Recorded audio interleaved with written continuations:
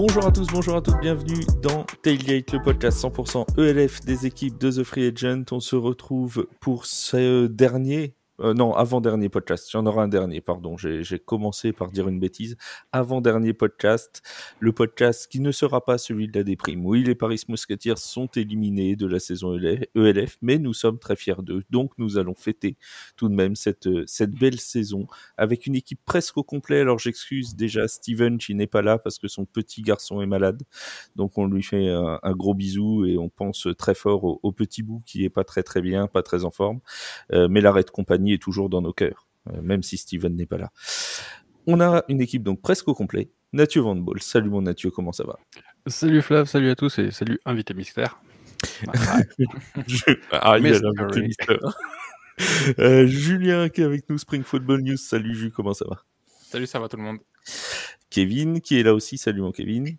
J'ai passé un sale samedi, mais sinon ça. Mon Nelson, mon fort à moi, salut mon Wake, comment ça va? Salut mon Flav, salut les gars, comment allez-vous? Et enfin, l'invité mystère du jour, il nous fait le plaisir d'être avec nous, il a entraîné les Parma Panthers notamment avant d'arriver chez les Paris Musketeers. C'est le head coach des Mousquetaires de Paris, Marc Mattioli. Hello Mark, how are you? What's up guys? I'm good. Have me on. On a donc aujourd'hui le plaisir d'avoir Marc Mattioli avec nous.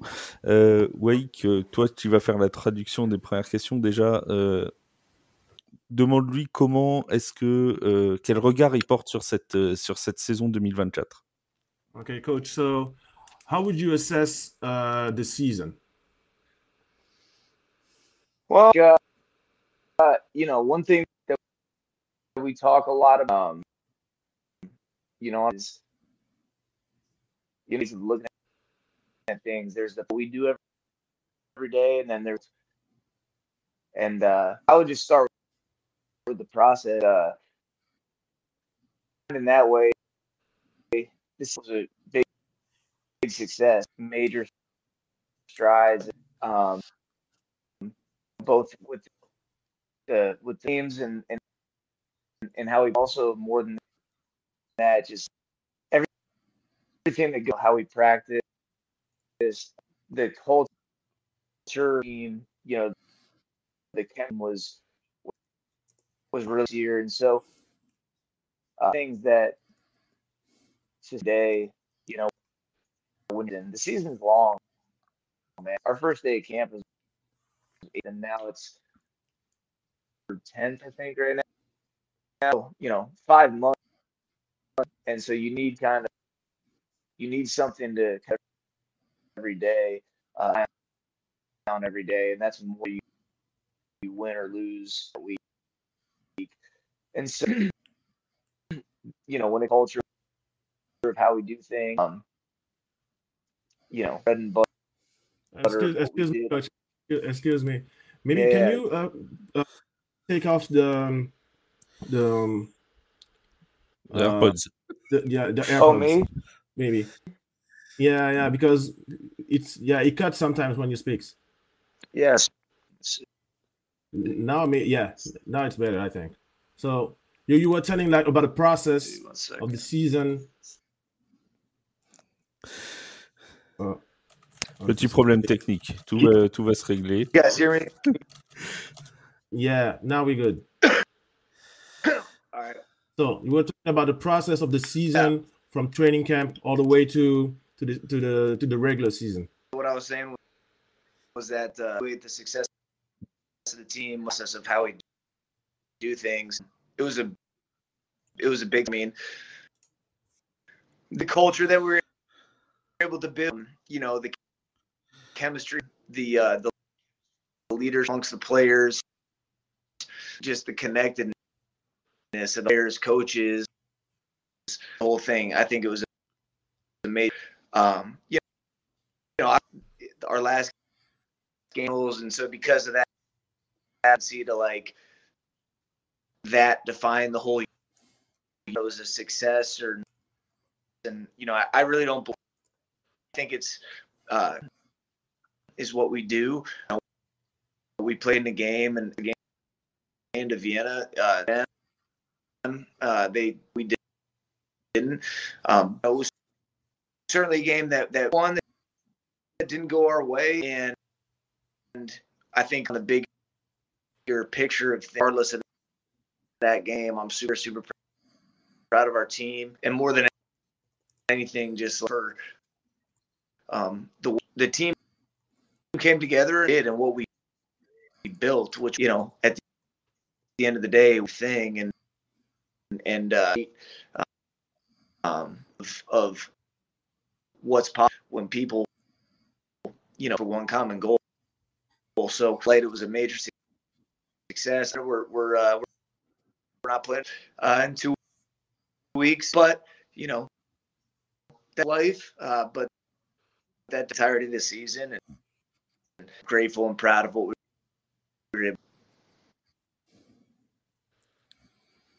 Okay, Coach, maybe you can to disconnect and reconnect, come back, because sometimes I couldn't hear you, but I'm trying to. Yeah, it cuts a lot when you speak, so maybe you can come back real quick. My phone. Let me lift up my health. Maybe I'm having difficulties. C'est un peu mieux. It's a little bit better. But I'm trying to translate basically what you said. Donc, il a dit qu'en fait, il est quand même très fier de l'équipe. Et la saison s'est pas terminée comme il l'a souhaité et comme le souhaitaient les joueurs. Mais c'est une équipe qui s'est battue tout au long de la saison. Il a aimé le processus de construction de l'équipe et aussi comment l'équipe elle a progressé petit à petit tout au long de la saison. Alors bien évidemment, il y a eu des matchs où c'était moins bien que d'autres, mais dans l'ensemble, il est satisfait de ce que l'équipe a produit cette année. Il est très fier des gars et voilà. Ça a fait quoi de jouer un match de playoff cette année? What was it like to play a home playoff game this year? It was hard. Harder. We earned the right to play a home against Munich. I'm amazed by the we have when I took in September 22. What to expect from and support. Like things. I went to this in like February of years that someplace close to Hard Rock, like a couple for packing out this theater and people in Paris. So that was encouraging. That the for us and support team, and I felt it's kind of got what we were team and kind of forward. I think the fans got and that was super gratifying and awesome. And I think our fans are very close team. The Red Company deal. I think to have a home and to get the support for the fans, have the opportunity for the players, not in Paris, which was super cool, and that always definitely was a major for this organization. And players had the opportunity to do that. J'ai compris qu'il a parlé de la Red Company déjà. Oui. Donc, grosso modo, c'est déjà énorme. C'est déjà bien. Non, on est vraiment Attends, juste avant Wake que tu traduises, on est vraiment désolé pour les petits problèmes de son. On essaie de les régler en même temps. C'est même pour Wake qui traduire, c'est pas forcément, évident. C'est saccadé. C'est très saccadé. Alors, grosso modo, de ce que j'ai entendu, parce que ça coupe quand même pas mal.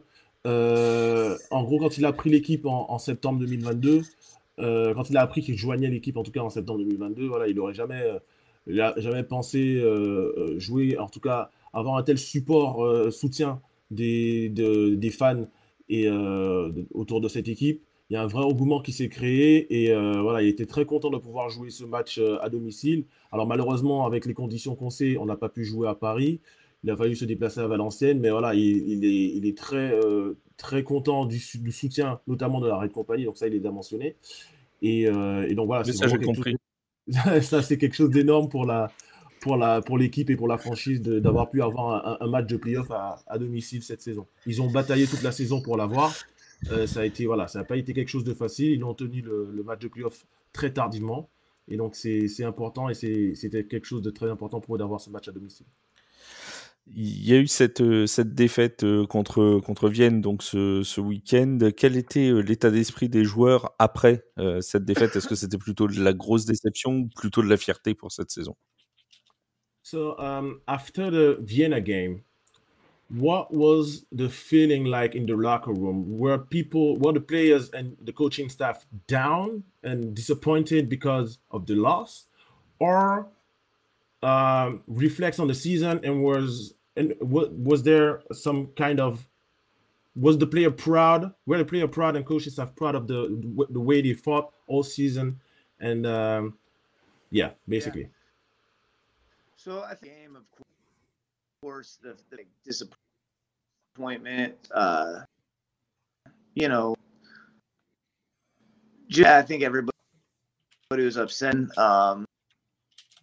After the game, didn't mind that like season and all that stuff. But we're competitors, man. To win, and we went to and thought we were gonna win, and then that didn't play out. So certainly, it's a tough thing to accept at that moment. And I think starting from every assistant coach, kind of sitting there thinking about what could I have done differently if I wouldn't have done this, I wouldn't have made this mistake. Maybe that's kind of the nature of your in that moment is, you're you have a hard time accepting. But time goes on. You kind of take it for what it is. One game that we lost, that they able to make more plays than us, and then you're able to what it is, and then you're able to get perspective on the season as a whole, and more the pride to do on the day of the season kind of kicks in. Certainly have a lot of pride of the season that we had and attitude for what was. So yeah, it's those things, man. In the moment, really not the thing where you're just good about having a good season and you off that you lost and you're lost and all those things. Some time to process it. You're able to have a little bit more, and that's where a little bit more than the gratitude of having kind of kicks in.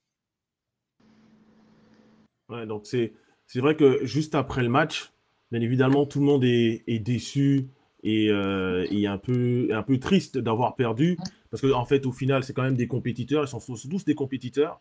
Même des assistants, des coachs assistants se sont dit ouais, mais est-ce que j'ai fait une erreur? Est-ce que j'aurais pu faire quelque chose de différent qui aurait pu faire la différence dans ce match? Au final, ils ont perdu. Vienne, ils ont fait plus de jeux que Paris, entre guillemets, comme on dit au foot.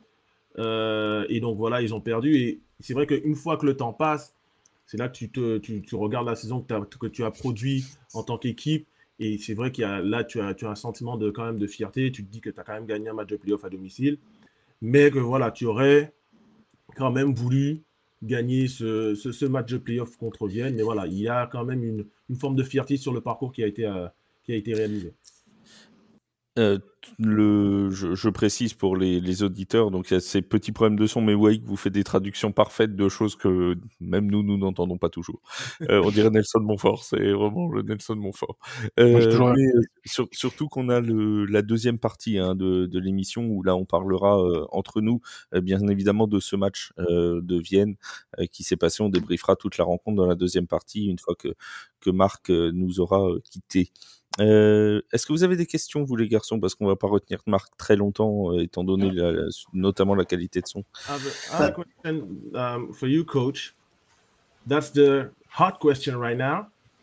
Are you going to be the head coach next year? Honestly, The question. that's something. Yeah, go ahead. Too early to say, hey man. It's, that seems to be people are asking right now. I love Paris. I love the. I want to be there next year. I'll be what happens. Long season, man.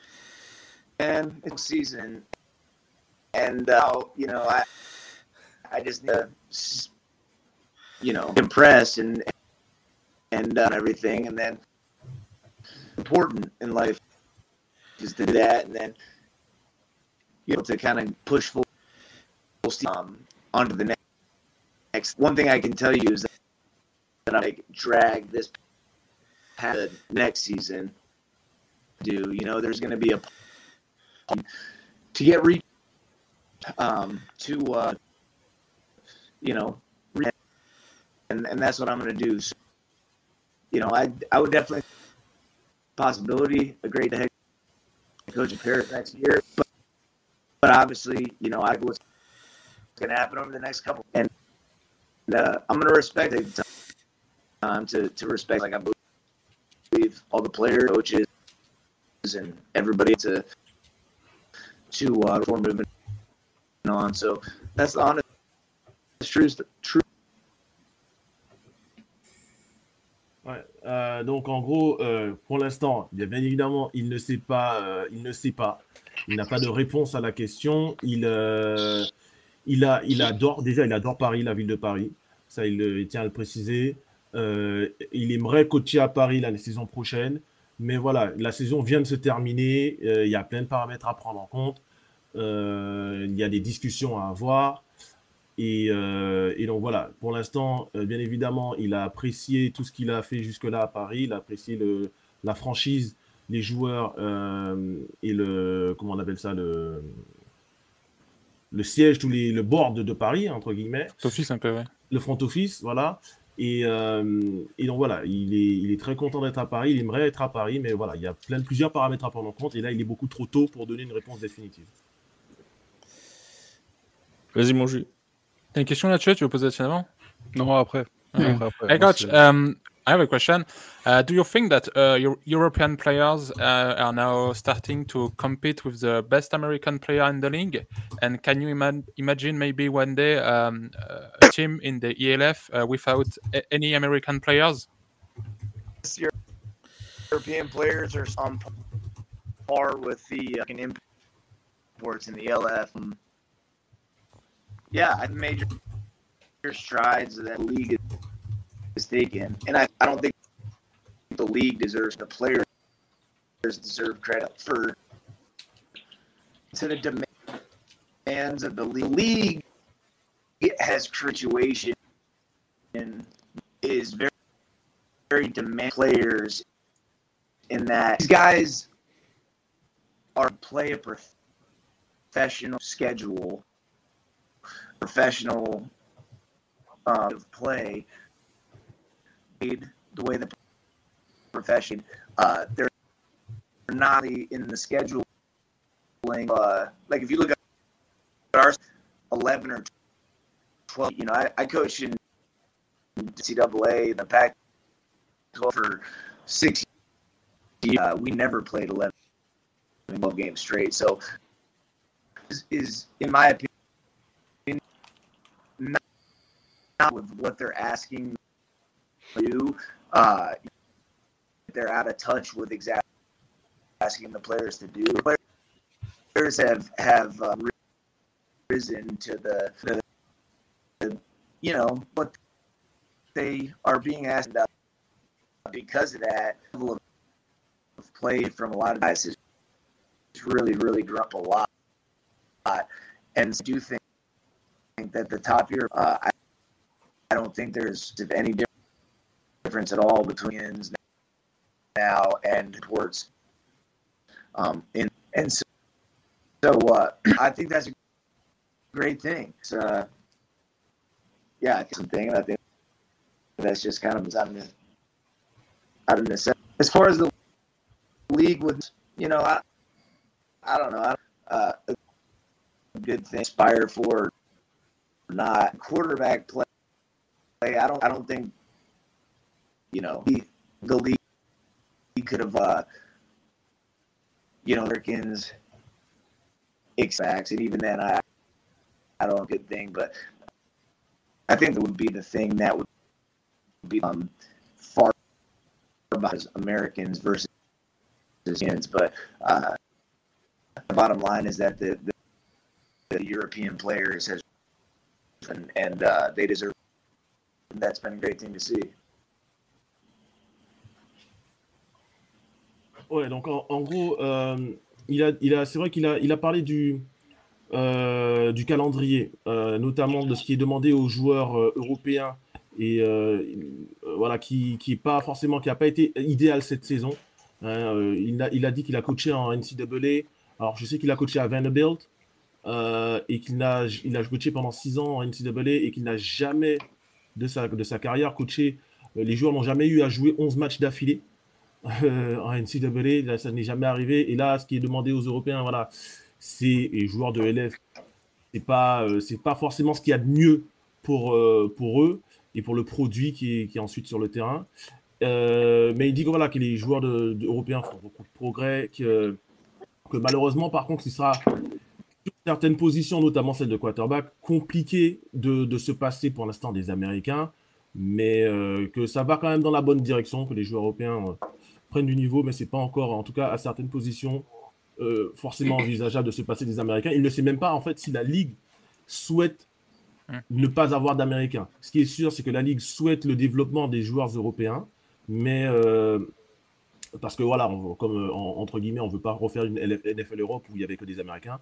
Là, la Ligue, c'est vraiment a pour but de développer les joueurs européens, mais pour ce faire, il faut quand même des joueurs américains, et c'est pour ça que, notamment au poste de quarterback, c'est important d'en avoir. Kevin. Yeah, Coach, hi. Just not a question, just to say congratulations, because we saw all the season that the team had a fighting spirit. They never give up. Even if they start bad, they fight and then they come back to win. So just congratulations for this season. Thank you. Yeah, I really appreciate it. I think at the end of the day, that's the only thing you can really hope for. You have a team that has character. That's not to be taken. I appreciate yours, and it's definitely I'm grateful for with these guys. Mathieu. Attends. Oui, on va poser une question qui a félicité le coach pour la saison, tout simplement, et aussi les joueurs de l'équipe qui ont été résilients, qui n'ont pas lâché même après un mauvais départ, qui ont réussi à revenir dans les matchs dans lesquels ils avaient mal démarré pour gagner à la fin. Donc voilà, c'était vraiment félicitations au coach et à l'équipe pour cette performance. Et le coach, il lui a bien évidemment dit merci beaucoup. Merci beaucoup. Et il apprécie vraiment, et c'était vraiment pour lui important d'avoir des joueurs de caractère qui puissent faire face à l'adversité et se battre jusqu'au bout pour gagner les matchs. Et donc voilà, merci encore, et il apprécie vraiment, encore une fois, c'est le travail des joueurs pour rester dans les matchs. Tu te lances en anglais, mon Mathieu, ou tu as besoin de Wake pour la traduction? Of course, I speak English very well. Ah là là, ouais. Let's go in English. Hi, coach. My question is super simple. The NFL has just started again, and I need the advice of a great coach. Who wins the Super Bowl this year? Oh man, Not really easy, okay? Excuse me. I haven't had the good answer is the Saints. Yeah, to the preseason. I'll say this. Okay, I don't know who's going to win this, but we all got into at some point we were fans of the game. I'm a Pittsburgh Steelers.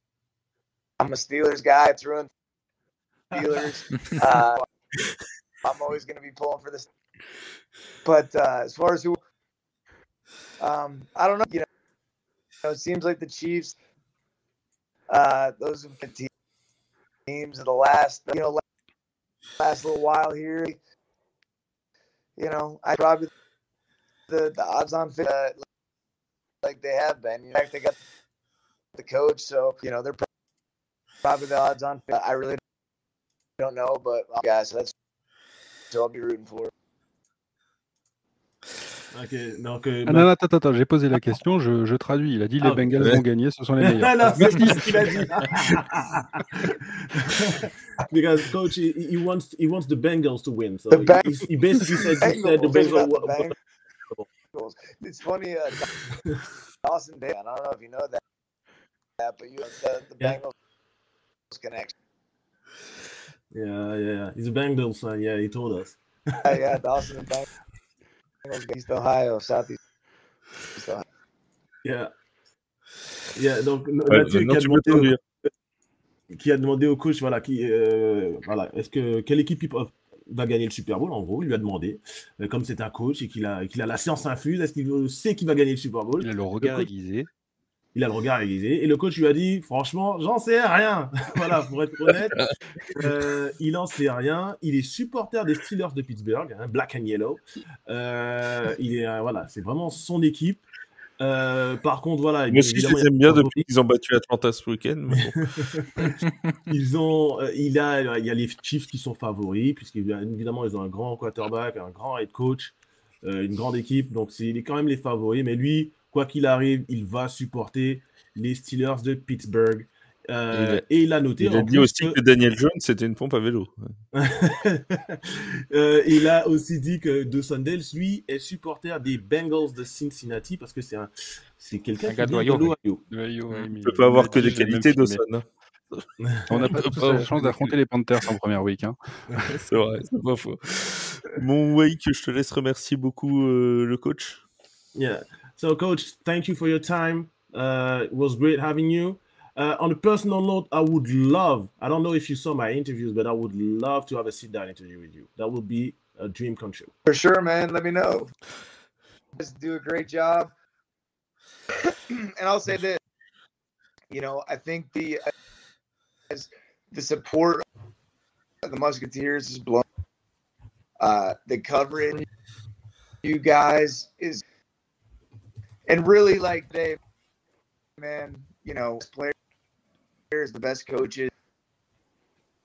I'm not some of them as far as the best coach. It doesn't matter that 10 players were coaches. It runs to the coverage of the team that gets generated through the media. And so I really, really appreciate you guys and the support and the attention that you paid. It's certainly a big deal for Europe and football and France. So much, guys. Really, I appreciate it. Thank you, coach. Thank you. Thanks, coach. Thank you so much. Je traduis. En gros, il nous remercie déjà d'avoir couvert l'équipe au niveau médiatique, d'avoir mis la lumière sur l'équipe et le boulot qu'on a fait. Vraiment, il apprécie énormément et franchement, c'est quelque chose d'important pour le football américain en France et en Europe d'avoir des médias comme The Free Agent, TFA, qui couvre le LF et le football américain en France et surtout les Paris Musketeers. C'est important d'avoir un média et des gens qui les suivent et c'est aussi important pour les fans de leur donner accès entre guillemets à l'équipe à travers nos interviews et nos émissions. Et il m'a dit OK pour mon interview, mais je vais lui aussi je lui ai dit que j'avais envie de faire une interview avec Solo. Ah ouais, tu t'es placé tranquille quoi. Ouais, tranquille, je vais placer les billes pour essayer d'en faire une avec lui de mon côté sur ma chaîne YouTube. Voilà. Et encore un grand merci à Marc Mathieu. Il semble être pour. Oui. Un grand merci à Marc Mattioli et à Wake pour la traduction. Mais on est vraiment désolé de la qualité de son. Malheureusement, ça nous est pas arrivé beaucoup cette saison sur les interviews qu'on a fait. Bon, il a fallu que ça tombe sur Marc et c'est vraiment dommage parce qu'en plus il avait envie de discuter avec nous. Ouais, parlez bien. C'est lui qui s'est proposé de venir dans le podcast et c'est vraiment dommage parce qu'on avait 1000 questions à lui poser. Mais avec cette qualité de son là, on pouvait pas continuer une interview plus longtemps. Donc ce qu'on fera, c'est qu'on en fera une sur le site ou à X, sinon on fera une directement sur sa chaîne YouTube et on relaiera l'interview de Marc Mathioli avec des micro-cravates et tout ce qui ira bien. J'essaierai, je vais le contacter après. T'inquiète pas, je m'en charge je m'en charge devant les caméras. Non, c'est pas le genre. Honnêtement, c'est pas le genre. On a. Donc, excuse-moi, Flav, juste encore, pour un peu continuer sur ce que tu as dit, je suis aussi un peu désolé pour les fans qui ont écouté parce que c'est compliqué aussi de traduire. J'ai dû meubler parce que parfois on n'entendait pas ce qu'il disait, ça coupait. Alors nous on pouvait lire sur les lèvres, mais c'est tout ce qu'on a pu faire. On va l'appeler Ikea maintenant. Donc voilà, on va m'appeler Ikea, bien vu. Ouais. Parce que c'était un peu compliqué, donc voilà, il a fallu. Alors en fonction des bribes de mots que j'entendais, des bribes de phrases que j'entendais, j'arrivais à faire un puzzle et vous donner ce qu'il a dit. Mais je suis désolé si, même envers le coach, si il a dit des choses que j'ai pas pu traduire et pas pu entendre. On a fait du mieux qu'on pouvait. Encore une fois, on s'excuse pour la qualité de son. Malheureusement, quand c'est comme ça, la connexion Internet, on n'y peut rien. On peut pas. On a essayé. Hein. Vous croyez bien qu'on a essayé pendant toute l'interview de monter le son du micro, de le baisser, voilà. Mais c'était pas possible. Et on en est vraiment désolé. Ça nous est arrivé en début de saison avec Maceo sur le tout début de l'interview aussi. Et c'est arrivé en fin de saison. Bon, les 13 autres interviews se sont plutôt bien passées au niveau du son, c'est déjà une bonne chose. Alors, on va revenir quand même sur ce match des Paris Musketeers contre les Vikings de Vienne. Une défaite 47-31, si je dis pas de bêtises. Ouais. C'est ça. Avec, encore une fois, j'ai envie de dire, Julien, une équipe des Mousquetaires un peu à deux visages. Ça s'est plutôt bien passé dans le premier quart-temps. Il y a eu un gros trou d'air en deuxième, troisième et une remontée qui nous a presque fait espérer jusqu'au début du quatrième. Gros trou d'air dans le deuxième surtout parce que au début du match sur les opening drive, Vienne marque et nous on marque. Mais dans le deuxième quart-temps, on met 0 points. Vienne en met 14. Dans le troisième, on en met 18, ils en mettent 13. Et dans le quatrième, ils en mettent 13, on en met 7. Donc ouais, c'est une équipe un peu à deux visages. On a senti quand même à des moments, on était un peu sur leur rythme à eux. On arrivait à aller, on savait que c'est une équipe qui balance beaucoup le ballon, c'est beaucoup du passing game. Et à un moment, on a quand même senti qu'avec Hugo, Florian, Mitchell et tout, ça y allait les passes. Mais il y a quand même eu des fautes, des flags, un delay of game aussi. Il y a quelques séquences où on se tire une balle dans le pied et ça a coûté très cher dans un match comme ça. On a quand même Nathieu a eu un beau visage des Mousquetaires. Ils ont quand même marqué 31 points contre une équipe de Vienne à domicile qui était invaincue dans cette saison 2024. Ça reste quand même, on en parlait avec le coach Mathioli, mais une performance satisfaisante des Parisiens. Ça n'a pas été ridicule non plus. Ah non, ça n'a pas été du tout ridicule, c'est sûr, c'est la petite déception parce que c'est la défaite, c'est les playoffs, là, il n'y a pas de retour possible. Mais au fond, je pense qu'on est tous d'accord, hein, toute la saison et jusqu'à maintenant, les playoffs, on est fiers des Mousquetaires, on est fiers de ce qu'on a vu, de ce qu'ils nous ont fait vivre, ils nous ont fait vibrer, donc non, franchement, très heureux. On a montré qu'on était un candidat, je pense, pour l'année prochaine. Parce que quand on est en demi-finale comme ça, qu'on ne prend pas une piquette, qu'on arrive à, pendant 4 quarts-temps en fait, à être au contact. Alors, il y a un moment où ça finit par céder, mais on a senti qu'on avait le niveau, on a fait des erreurs qui a fait que Vienne a pris un peu large, mais globalement, on est au niveau de Vienne, globalement, donc on a le niveau d'aller en finale l'année prochaine. Oui, parce qu'il faut pas oublier. Oui, qu'est-ce qu'il y a oui. Non, mais après, je voulais intervenir, c'est tout, petite après. Oui, vas-y, interviens. Moi, je te laissais manger, tu vois, parce qu'après, tu me reproches de t'interroger quand tu manges. Que je donne mon avis sur le match. Oui, attends, ça arrive. J'allais te donner la parole, bouge pas. C'est gentil. J'attendais que tu aies fini ton saumon. Non, c'est du poulet grillé que j'ai là. Du poulet grillé, très bien. Oui, tout à fait. C'est Tyreek Hill qui t'a fait le poulet grillé. Et lui, c'était grillé par les poulets, c'est pas pareil. C'est pas pareil.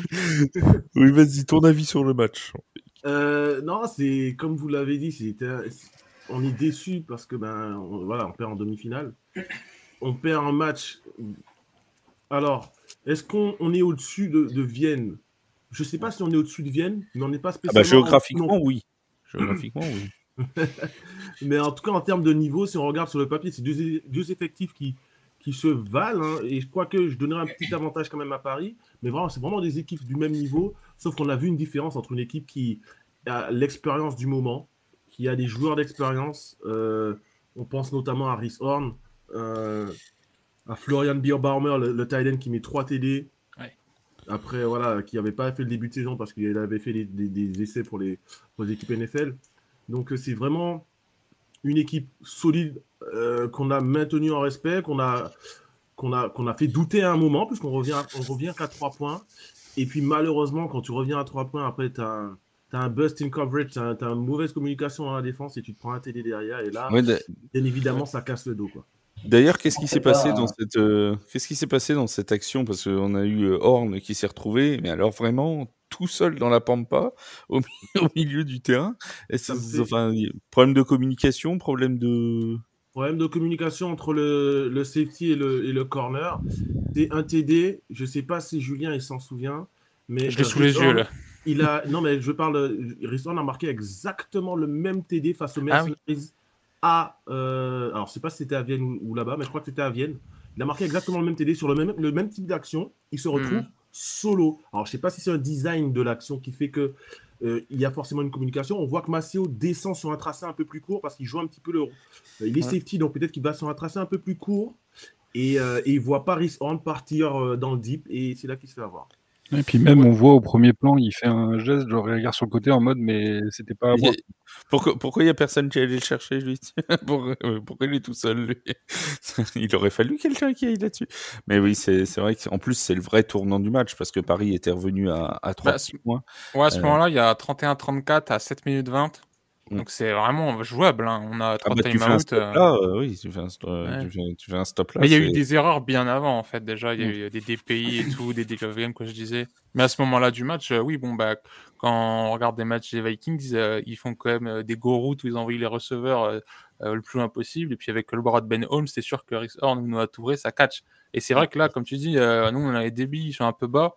Et c'est vrai que c'est une question que j'avais posée à Maceo sur leur premier match. Et je disais, contre les Sea Devils dans le début de saison, on les voyait, ils jouaient très bas, tu vois. Et en fait, quand on regarde, à part les matchs contre le Rainfire, où tu joues des gros receveurs aussi qui vont catcher des trucs semblables, il n'y a pas eu beaucoup de matchs où tu as eu du man-to-man un peu élite. C'est plus contre des équipes contre le Surge, ou justement aux Vikings que tu vas avoir besoin de faire ça. Et donc là, tu arrives, tu l'as fait quand même. Hein. Il y a des bons receveurs chez Madrid, chez Rainfire, tout ça. Mais c'est vrai que là, il y a eu des covers en zone, des covers en man. Et puis, il y a des moments, c'est passé pour les Vikings, quoi. Oui, j'avais envie de dire, on pourrait résumer ce match-là par la phrase si proche, si loin, quoi. On était vraiment. Il y a eu un moment. Là, qui lise mon tweet. Ah non, pour le jeu, j'avais pas vu. C'est exactement, c'est mon résumé du match. Voilà. Tu vois, comme quoi on est. Alors pour le coup, je ne l'avais pas vu. C'est en communication, tu vois. Nous, on est meilleurs que les mousquetaires en communication défensive. Voilà, c'est. Là, je crois pas que tu as très peur du moindre joueur. J'ai très peur de Kevin Mwamba surtout. Maceo me fait moins peur. Enfin, pas beaucoup moins. Te fâche pas, Maceo. Ouais. Un peu. Ouais. Démerde-toi. Bon, je sens que je patauge. Je vais repasser la parole à quelqu'un. Marc Mathioli est encore avec nous? Non, toujours pas. Bon, c'est pas grave. Alors, je viens de voir. On était proche dans le match. Je disais, vas-y, Wake. Non, je disais c'est vrai qu'on est revenu à 3 points et c'est vrai que c'est le tournant du match. Alors, on peut aussi repenser à la première mi-temps parce qu'en première mi-temps, défensivement, on fait le boulot, clairement, on les tient. Ouais. Et c'est là que tu vois que toute la saison, je parlais vraiment de football complémentaire, de ce fameux complementary football, tu vois. Ce football parce qu'il parle en anglais maintenant, il va nous faire toutes les missions en anglais. Oui. Non, mais quand la défense fait et stoppe les attaques adverses, on a besoin que l'attaque marque, justement pour prendre le large, se donner un matelas au cas où la défense, elle, ait un peu plus de difficultés. Et ce matelas, on ne se l'est pas du tout donné lors de ce match, ce qui fait que on arrive à 6-7 plutôt, et puis on les stoppe. On a une possession pour aller marquer, on fait rien. On les stoppe de nouveau, on a une nouvelle possession, on fait rien. Alors en fait, c'est à ce moment-là où on se dit, on les tenait et on leur a pas écrasé le coup, tu vois. À ce moment-là, il faut écraser le coup. Malheureusement, on l'a pas fait. Et arrivé en deuxième mi-temps, ils se sont ajustés. Vienne, c'est une équipe qui met énormément de pression sur les corners. Ils les testent beaucoup. Et tôt ou tard, avec les talents qu'ils ont, eh ben, ça finit par passer. Et quand tu prends un big play, 2 big plays, c'est ça qui fait la différence dans le match. Est-ce qu'on n'aurait pas un problème de niveau de QB? Parce que une chose qui m'a marqué dans le match, c'est donc Zach qui attend que ça soit libre pour passer, et tu as Ben Holmes qui lui, il y a double couverture ou des 50-50, il les lance et ça passe. Et je pense que la différence à l'air, c'est que si Zach tente et réussit ces passes-là, peut-être qu'on est à niveau. Ouais, non, t'as pas. Oui, vas-y, Jules. Non, vas-y. Pour moi, tu arrives à un moment justement en playoff où là, tu te dis, t'es en ELF, c'est une passing league, c'est bien, tu sais, que c'est un gros rusher, qui a le meilleur rusher QB et tout, il est dans le top 5 avec le running back, mais là, en fait, globalement, il faut se dire, ça va peut-être te servir à rien qu'il sache faire ça. Et là, tu le vois avec Ben Holmes, où justement, c'est l'inverse. En saison régulière, il court quasiment pas. C'est un pocket passeur. Ils ont aussi une ligne offensive qui est un poil supérieure à celle de Paris. Et là, ça lui suffit. Il peut rester dans sa poche. Il a beaucoup de temps. Il trouve ses receveurs. Mais il a quand même fait 5 courses pour 70 yards, puis dont un touchdown. Et j'ai été le premier choqué parce que c'est pas le genre de QB qu'on s'attend à ce qu'il fasse ça. Donc, déjà, la défense, elle se fait surprendre par un QB qui n'est pas un rusher, qui a fait quelques courses quand même qui étaient cruciales. Et à côté, on a Zach qui distribue quand même 363 yards avec 4 touchdowns. Mais tu sens qu'il manquait quand même un truc dans un niveau comme ça au QB pour dire on est au même niveau à la passe que les autres. C'est un truc que tu vois justement dans le Surge and Fire. Tu sais que tu as 2 QB qui sont au même niveau à la passe. Là, c'était pas le cas. Il y en a après Ben Holmes, il fait 385 yards, 5 touchdowns aussi. Tu vois, sur le papier, sur les stats, ça paraît semblable. Mais en match, il y a des trucs qu'on n'a pas exécutés de la même manière, quoi. Oui, qui a une réaction sur Zach Edwards? Toi, commencer? Non, mais à part, si. Bien évidemment, ici, quand tu arrives en playoff, le football américain, c'est un sport qui est très compliqué, très complexe, mais au final, qui reste très simple. En général, l'équipe qui a le meilleur QB gagne. En général. C'est pour ça que Jacoby Brissett est meilleur que Joe Burrow. Mais ça, je l'ai toujours dit. Attends. Marc Mathioli, il a dit qui d'autre était fan de Joe Burrow? Je sais pas. Dawson Dales. Je l'ai passé, je vous laisse. C'est ce que je te dis. Il n'a pas que des qualités, le shérif. Hein. Mais justement, ils ont joué simple dans le match avec Mongo, moi je trouve. Mongo, il fait 3-4 chantiers d'un touchdown. Je trouve que tu vois, il a joué ce qu'il faisait genre Rainfire. Toi, tu savais que c'était ce qu'il allait apporter chez Paris cette année. Tu vois. Et au final, il a été blessé, il n'a pas fait sa saison. Mais là, il est là pour le match. Il fait un peu la différence, tu vois, sur ses catchs.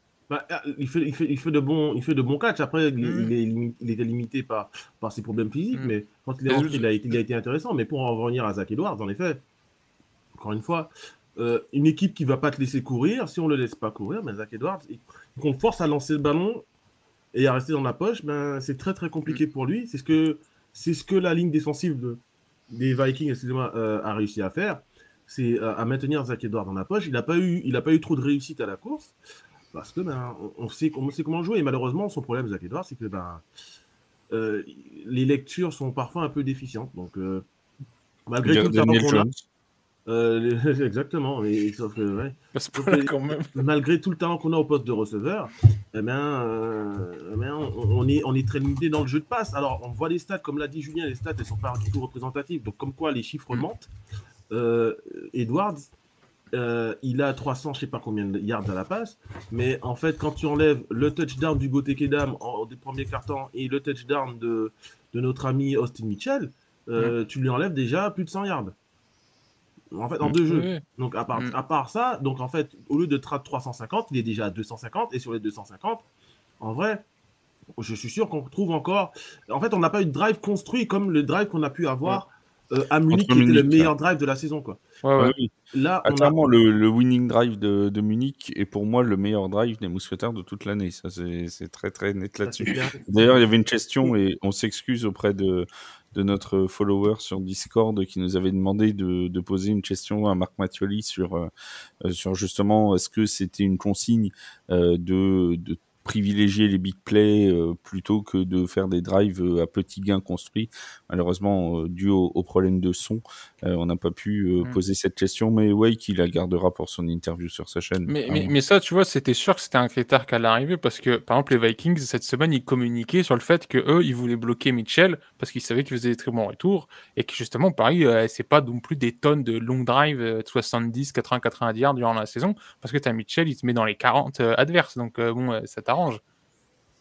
Oui, ça c'est certain. C'est certain. Bon, et puis de toute façon, on connaît tous le problème, c'est que notre D-line et notre O-line est trop mauvaise, nous a-t-on dit sur Facebook. Donc, en fait, c'est ça oui, le problème. On n'a pas des gens qui soulèvent de la faute. Ça ne vaut pas le coup d'écouter les réseaux de boomers. Non, mais c'est... le mec qui a dit ça, j'ai vu, franchement, il a pas inventé l'eau chaude. On va peut-être donner un peu de contexte parce que les gens qui écoutent ouais. comprendre. Vas-y, Flav, donne ton contexte. Le contexte est très simple. On a posté l'article résumé du match contre les Vienna Vikings et une personne sur Facebook nous a dit que de toute façon le problème des Mousquetaires de Paris, c'était que la D-line et la O-line étaient composées de joueurs qui n'en voulaient pas assez, qui ne se, je cite, bougeaient pas assez le cul et qui étaient des gros gras qui ne se soulevaient jamais assez de fonte à l'entraînement. C'était l'inverse. Envoyer filet de Bien sûr, c'est de la fonte qui poussait du gras. C'est ça. Et tu vois, justement, pour rebondir et supporter le joueur, c'est tout l'inverse. C'est là, ils arrivent avec 11 matchs d'affilée dans les pattes. Ils n'ont pas eu des bye week là récemment comme toutes les autres équipes de playoff. Et le programme cette saison, c'était comme tu vois, Mathieu, il en parlait un peu avant, c'était pro. Hein. Il y avait tout le renforcement musculaire, la préparation en saison, la vidéo, les entraînements. Tous les joueurs qui nous disent que les entraînements, c'était plus dur que la plupart des équipes qui ont une saison régulière. Et là, tu tapes quand même presque une équipe qui est championne 2022, qui va rejouer la finale là. Tes 3 défaites, c'est contre quoi? Des équipes qui vont en finale. Donc c'est quand même énorme. Non, puis je vais rebondir sur ce que disait Julien aussi par rapport à tout à l'heure. C'est que d'un côté, tu as les Vienna Vikings qui, pendant 12 matchs, étaient un peu tranquilles sans être trop embêtés, qui ont pu montrer à tout le reste de la ligue, regardez, on est tranquille dans notre poche, on fait ça, alors que les Mousquetaires de l'autre côté sont dans une conférence compliquée où il faut pas que tu sortes tous tes atouts, mais une grosse partie quand même, pour pouvoir arriver jusque-là. Donc forcément, tu arrives en playoff face à une équipe des Vikings 2 semaines, et là, ils se disent, bah voilà, maintenant, on va pouvoir sortir nos atouts tranquilles. Ouais. Et en plus, oui, t'as un peu cet effet surprise. Et en plus, ils avaient 2 semaines de repos, ce qui peut compter quand même en fin de rencontre. Ouais. Alors, on sait toujours que c'est délicat avec 2 semaines de repos de suite, parce que il y a le côté, est-ce que tu vas pas être à court de rythme aussi, etc. Mais quand même, en fin de saison, ça aide considérablement pour soigner les petits bobos divers et variés. Quel est votre MVP de cette rencontre des Vienna Vikings contre les Paris Musketeers, mon Wake? Ben Holmes. Non, mais ouais, t'as pas précisé, donc moi je réponds. Voilà, t'avais qu'à préciser. Au moins, il est honnête.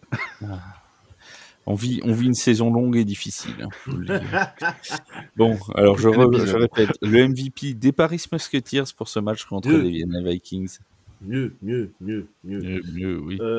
J'ai envie de... Moins O-line, histoire qu'on rigole. D'ailleurs, tiens, rapidement, hein. Ce mec-là qui a sorti ça, franchement, frérot, arrête.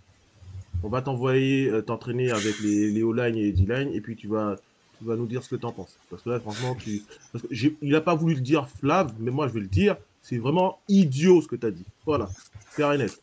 Ensuite, non, mais voilà, il faut appeler un chat un chat au bout d'un moment. C'est complètement bête. Voilà, complètement bête de dire ça.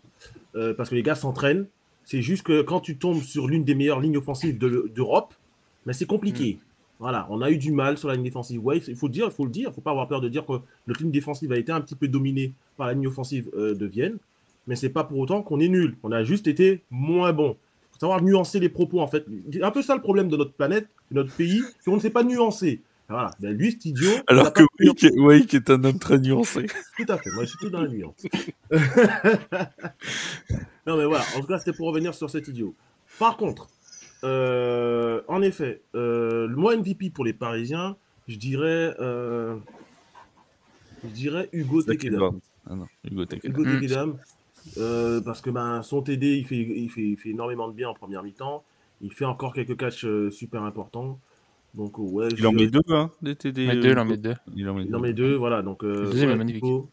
Hugo Tekedam pour moi. Kevin n'a pas marqué, on n'a donc pas eu droit au greedy. Mais bon, c'est pas grave, ce sera pour la saison prochaine. En parlant de Kevin, ton MVP des Paris Musketeers, du coup. Alors, Hugo Tekedam. Très bien. Jus. Hugo Tekedam.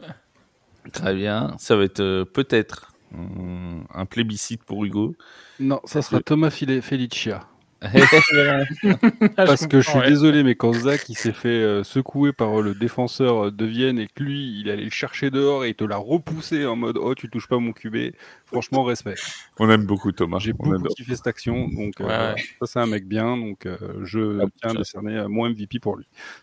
Effectivement, c'est un gars particulier. Ah, voilà, c'est un all-line jusqu'au bout quoi, donc respect. Il a protégé son quarterback jusqu'à la fin. Il avait raison.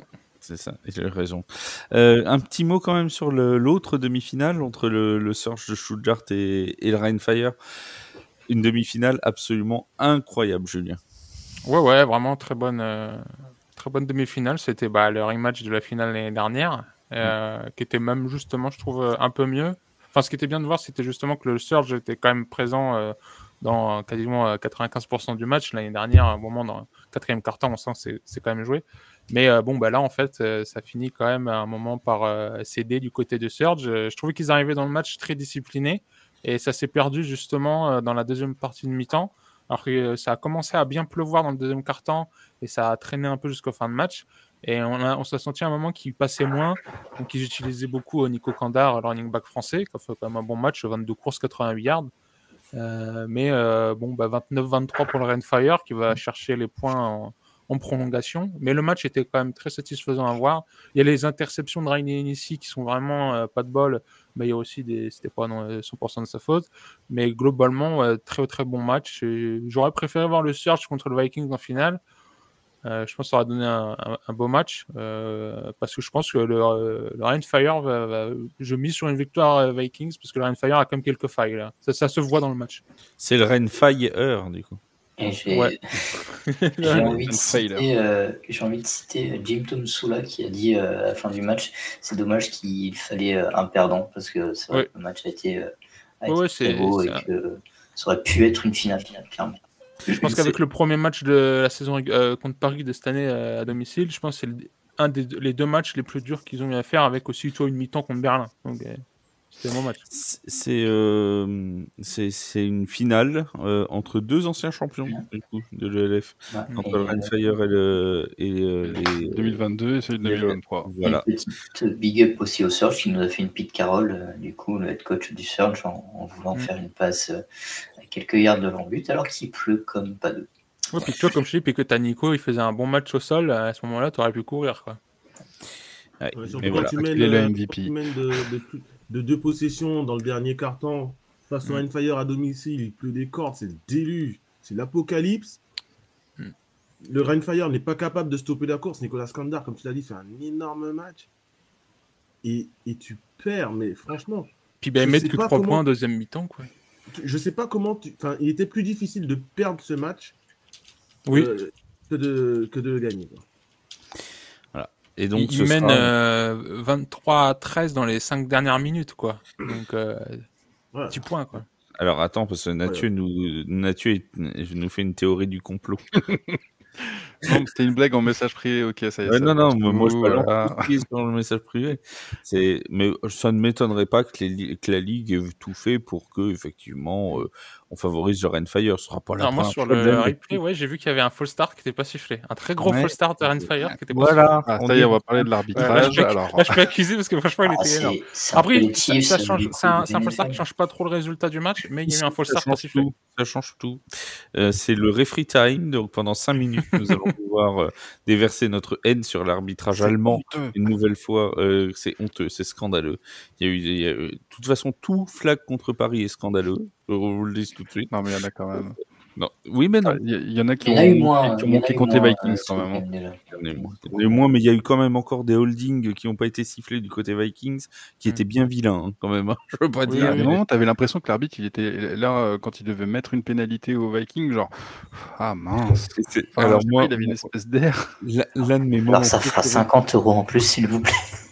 L'un de mes moments préférés, c'est quand, je sais pas si tu te souviens, Mathieu, il me semble que c'est en première mi-temps, on était sur le live TikTok à ce moment-là. Il y a Mamadoussi qui se fait arracher l'épaule et tout, et le mec il ne lance pas son mouchoir pour le holding, et c'est juste quand le gars l'arbitre passe à côté de Mamadou, qui commence à le lancer, t'as l'impression qu'il lui a hurlé dessus, tu vois. Il a eu peur de l'animal. L'arbitre, il s'est dit, oh là là, je vais peut-être lancer le flag au bout d'un moment, parce que là, ça va pas le faire, si les garçons, j'ai peur pour ma vie. Ça a commencé à se voir. Ah non, franchement, il se fait arracher à ce moment-là, c'est quand même énorme, quoi. Bon, enfin, il y en a eu 2-3, mais c'est pas grave, de toute façon, on est fiers de nos mousquetaires. Voilà. Totalement. Bah oui, On est d'accord pour dire que, grosso modo, les mousquetaires sont à leur place. Top 4, c'est exactement ce qu'on pouvait attendre de cette saison. Ouais, Ouais. clairement. C'est leur place. On avait un peu annoncé qu'on voulait une victoire en play-off cette saison. C'est ce qu'on a eu. Et on se rend même compte en fait qu'on n'est pas bien loin de la finale. Et on est vraiment pour une deuxième saison. Alors on peut avoir toute la déception qu'on a, parce qu'encore une fois, on a une équipe ultra talentueuse. Mais au final, quand on prend du recul, parce que moi franchement, je sais pas pour vous, samedi j'étais vénère. Mais t'es nuancé, aussi, donc ça va, surtout J'ai après la matinée. Ouais, donc, mais après, au final, tu te dis, bon, ben, en fait, il faut garder la tête sur les épaules et se dire que c'est une deuxième saison d'une franchise et qu'on est déjà quasiment aux portes de la finale, quoi. C'est quelque chose par plus fort, mais pas par beaucoup plus fort. C'est quelque chose qu'avait pas su faire Louis XVI, de garder la tête sur les épaules. Et ça lui a coûté cher. Voilà, c'est là-dessus, sur cette blague historique. Peut-être quand tu te prennes un peu de plomb dans la tête comme Kennedy. Voilà, bon. Et ben, c'est sur cette double blague historique, du coup. Ça fait 14 épisodes, c'est long, les amis. C'est long. Et il y en aura. Et il en reste encore une. Je profite pour le dire qu'il y aura un 15e épisode. Ce sera non pas la semaine prochaine. La semaine prochaine, il n'y aura pas de podcast LF, mais la semaine d'après, où on reviendra sur la saison, évidemment, 2024 des Mousquetaires dans sa globalité. En plus, on aura les awards qui auront été remis pour le LF, donc on pourra en discuter aussi. Et on fera une projection sur l'intersaison où Wake ira participer au combine des mousquetaires, hein, bien évidemment, côté de Mamadoussi, il fera homme de ligne. Il va faire la line. C'est quand ça, t'as dit ? Long snapper. Il va soulever de la fonte. De quoi ? C'est quand ? C'est dans 2 semaines, le podcast LF. Non, mais je veux dire le combine. Ah, le combine, je sais pas la date encore. C'est sûrement on a 2 semaines. d'habitude. On a 2 semaines pour se renseigner. En général, le combine est aux alentours de fin novembre, début décembre. Hein. Voilà, voilà, ça fait une période qui sied parfaitement à Wake, hein, qui aime les moments froids. Voilà. Pour avoir vécu en Allemagne, oui, c'est clair que ça me fait pas le froid de la France, ça va me faire peur. Voilà, et donc nous ferons ça, et puis on parlera aussi de la projection sur 2025, comment renforcer l'équipe pour la saison 2025 à venir. Pour le reste des rendez-vous sur TFA, ce sera demain un podcast NFL, un podcast où on reviendra sur toutes les surréactions après la Week 1. Est-ce que Xavier Worthy est plus fort que Tyreek Hill? Est-ce que les Bengals seront absents des playoffs? Est-ce que les Patriots seront champions 2024? Bref, toutes ces belles réactions après la Week 1, et évidemment ce sera avec Seb et avec Raph, un petit nouveau aussi qui sera là aussi. D'ailleurs, c'est quoi le dernier podcast spécial Patriots Bengals là, que vous nous avez sorti? Ah oui, c'était bien, hein, vous pouvez le réécouter. Ah oui, il y a un podcast. Genre, il n'y avait pas d'autres équipes plus intéressantes à parler, quoi. Enfin, c'est plus intéressant de la week 1. Et le podcast review de la week 1 est déjà disponible sur toutes les plateformes d'écoute. Et samedi matin aussi, vous aurez votre podcast avec Wake, notamment avec Bertrand. On fera la preview des 3 grosses affiches de la Week 2. On fera aussi la petite rubrique Paris sportif et fantasy, comme tous les samedis. C'est le Tailgate Weekend. J'allais te donner la parole, mon cher Wake. Toi aussi, tu as un petit podcast à faire la pub, non? C'est pas ça que tu voulais faire? Non, c'était pas pour ça, mais... tu pourras le faire quand même. Ouais, dès que tu le dis maintenant. Je le fais. J'ai mon Fourth Down by Wake. C'est un podcast que je fais où je preview... chaque semaine, chaque journée NFL, on parle. Alors, c'est toujours sur fond de paris sportif. Voilà, donc je le fais chaque semaine. J'essaie de recevoir un invité avec qui je débat donc des matchs de la semaine. Cette semaine, je vais le faire avec mon jus. Hein, on va l'enregistrer demain, vu qu'il est dispo. Lui, Flav. Hein, oui, je suis désolé. Cette semaine, j'en ai 4 des podcasts. Je suis vraiment navré, mais là. Surbooké. Mais une autre semaine, c'est pas de problème. Il n'y a aucun souci, je viens avec Mais toi. voilà, je fais avec Jus. Non, mais ce que je voulais surtout dire, c'est que on a un peu la confirmation, en tout cas, de la retraite de Mamadou Sy, puisqu'il a posté un petit message sur Instagram qui laisse penser que voilà, c'était vraiment son dernier match avec Paris. Et si c'est le cas, ben, je pense qu'on peut le remercier pour tout ce qu'il a apporté à l'équipe et au football américain en France, tout bêtement. Hein. Et que je tiens à passer un message, il serait peut-être temps d'ouvrir un Hall of Fame en France. Hein. Ouais, je dis ça, voilà. Voilà pour lui. Jefferson Alexandre aussi, visiblement. Pas Justin. Non, pas Justin, non. Jefferson Alexandre qui a posté un message sur Instagram aussi, qui laisse penser qu'il arrête sa carrière de joueur pro. Donc voilà, c'est des mecs à qui on a envie de dire merci parce que voilà, ils se sont donnés à fond pour l'équipe et pour représenter Paris et la France le plus fièrement possible. Eh bien, tu sais quoi, on fera même une rubrique spéciale là-dessus pendant le dernier podcast de la saison pour les remercier encore plus en avant que ce que tu viens de faire là, notamment Mamadou, mais aussi Jefferson Alexandre pour tout ce qu'ils ont apporté au foot US.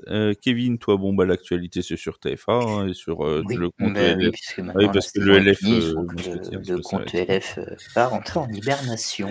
Mon cher Jules, on te retrouve sur Spring Football News, même s'il y a plus de Spring Football, tu seras toujours là sur ton compte. Et mon Mathieu, les lives TikTok, les vidéos Instagram, l'influenceur hein, du foot américain en France. En vrai, je m'arrête jamais. Hein. Mais oui, mais c'est ça. Mais oui, je sais ce que c'est. Oh là, m'en parlez pas, ma bonne dame. En tout cas, on se retrouve dans 2 semaines pour parler de l'ELF et dès demain pour parler de NFL sur les antennes de TFA. Passez à tous une très très bonne journée et on se retrouve très très vite. Et let's go Musketeers comme d'habitude. Salut tout le monde. Salut tout le monde. Salut.